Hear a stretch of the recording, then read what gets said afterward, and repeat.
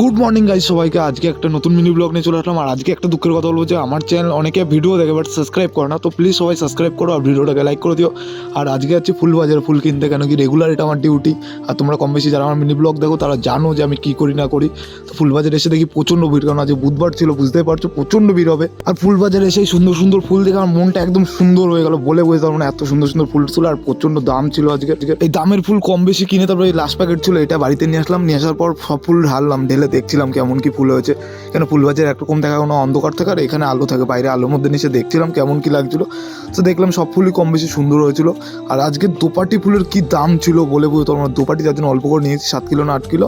তো এই 7 kilo 8 kilo দোপাটি দিয়ে কালকে চালাতে হবে। তারপরে ইচ্ছা হলো যে স্টেশনে যাই চা খেয়েছি। আর স্টেশনে এসে তো আমি অবাক যে পুরো স্টেশন ভেঙে দিয়েছে, বলে বোঝাতে পারবো না কীভাবে। তোমরা দেখলে বুঝতে পারবে। ভাঙা স্টেশন দেখে তারপর গুড্ডু ভাইয়ের কাছে গেলাম, 10 টাকা নিলাম চা খাওয়ার জন্য। তারপর গুড্ডু ভাইকে আশীর্বাদ দিচ্ছিলাম। আর ব্লগটা যদি তোমাদের ভালো লাগে চ্যানেলটাকে সাবস্ক্রাইব করে দিও। টাটা।